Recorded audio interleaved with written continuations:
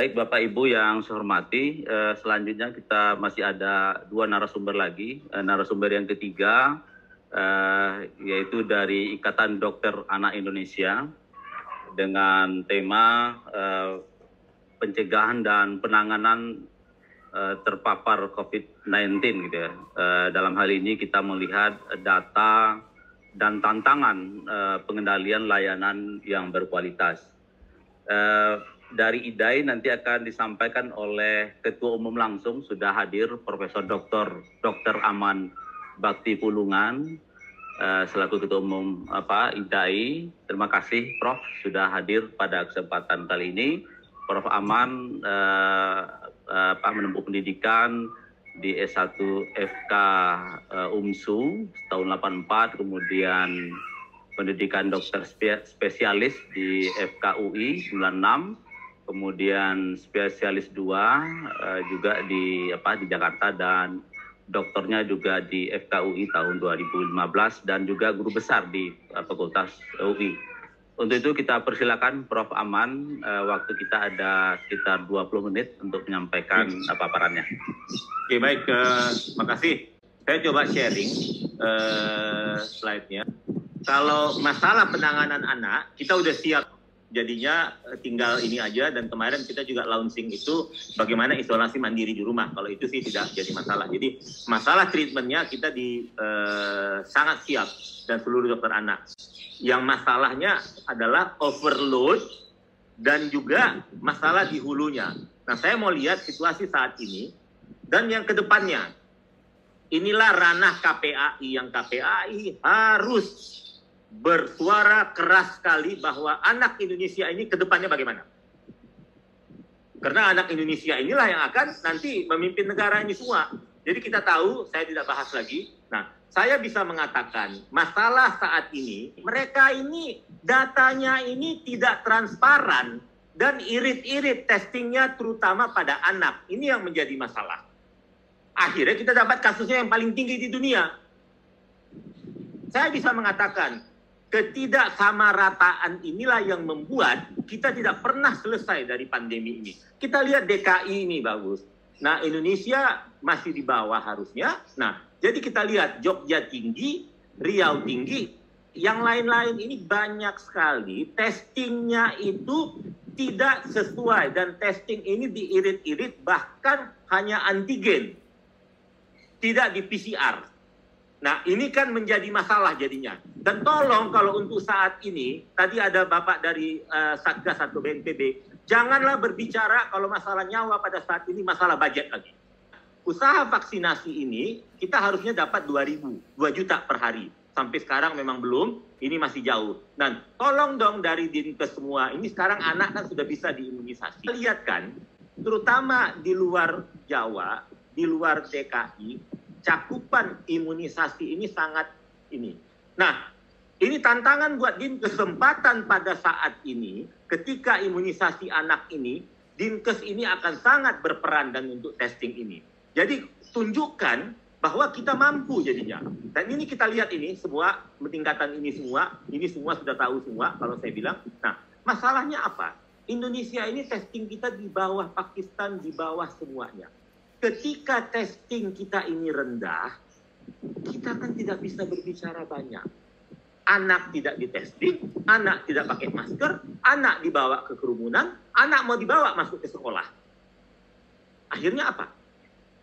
Anak yang ada komorbid dan telat dideteksi, meninggal jadinya. Ini masalah utama kita. Jadi bagaimana ini? Nah, kita lihat. Ya. Kita lihat seperti ini, datanya ini 12,5%, jadi 1 dari 8 itu adalah anak. Ini kan cukup tinggi. Termasuk anak cucu kita bisa.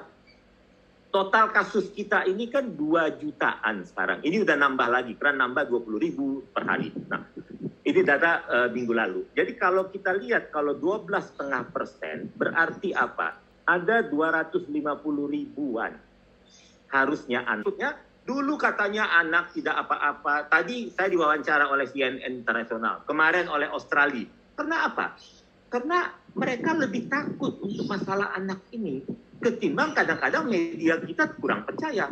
Data RSCM, ini yang dirawat di RSCM, itu yang meninggal itu 40% anak yang dirawat. RSCM ini adalah rumah sakit yang terbaik, Center of Excellence.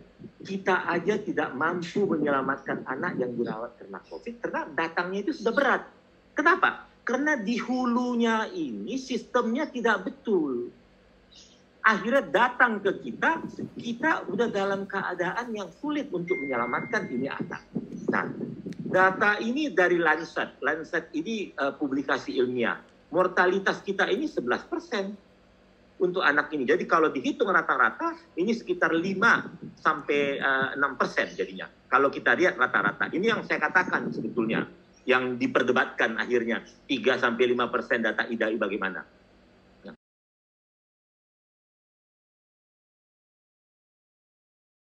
Nah, satu lagi, kalau kita tetap akan membuka sekolah tanpa ada testing, begini. Anak kita terinfeksi, oke? Kita tidak periksa. Ya. Ini sudah kejadian di India dan di kita. 6, 9, 1 tahun lagi, dia terjadi. Nggak bisa tidur, lemas, nyeri otot, nggak bisa konsentrasi, sesak. Akhirnya nggak bisa sekolah. Akhirnya dimarah-marahin ini anak. Ternyata dia long COVID. Kita tidak tahu dia long COVID. Kenapa? Karena dia tidak di testing waktu sakit. Dia hanya di antigen. Antigennya negatif. Ya. KPAI harus bersuara keras untuk ini kalau saya bilang. Saya nggak tahu. Setiap hari saya menerima, hari ini saya menerima lebih 5, 6 atau WA. Tolong dong katanya Pak Aman bilang, suarakan anak ini jangan sampai sakit. Dalam hati saya mau nangis juga. Saya bukan pemerintah. Saya, selain ketua IDAI, saya ketua dokter anak Asia Pasifik, saya ketua eksekutif direktur dokter anak seluruh dunia. Saya juga ngomong di WHO untuk anak seluruh dunia. Tapi saya tidak mau bahwa anak Indonesia juga berbeda dengan anak seluruh dunia. Termasuk anak atau cucu-cucu bapak-bapak yang ada di sini. Sayalah yang menyuarakan untuk melindungi anak-anak kalian. Ini yang saya mau bicara, Pak. Dengan KPAI, dengan Kepala Dinas Pendidikan dan juga Kepala Dinas Kesehatan. Kita berbicara dengan human capital. Jadi tanggung jawab kita lah ini human capital. Ya. 20-30 tahun lagi siapa sih nanti yang memimpin negara ini? Kalau bukan anak-anak kita sekarang. Tapi kita disrupsi sistem pendidikannya, kita tidak bisa menjamin sistem pendidikan yang betul dalam arti kata sehat dengan lingkungannya di bawah 5% COVID-nya. Akhirnya apa? Semuanya lah ini nanti drop out meningkat, anak remaja mulai bekerja, pernikahan dini, lifetime-nya juga meningkat. Akhirnya apa? Kesejahteraan mereka ya ini juga berkurang dan kita berbicara human capital di Indonesia, Pak. Jadi jangan bapak-bapak berpikir kita ini untuk 2-3 tahun, Pak. Kalau Bapak mau kita bekerja sama, human capital di Indonesia ini 10-15 tahun lagi, Pak, kita kehilangan, Pak. IDAI mau di bawah 5% baru sekolah buka. Jika sekolah tatap muka, kita harus menyiapkan blended learning. Dan orang tua bebas memilih. Inovasi dari guru ini harus, Pak.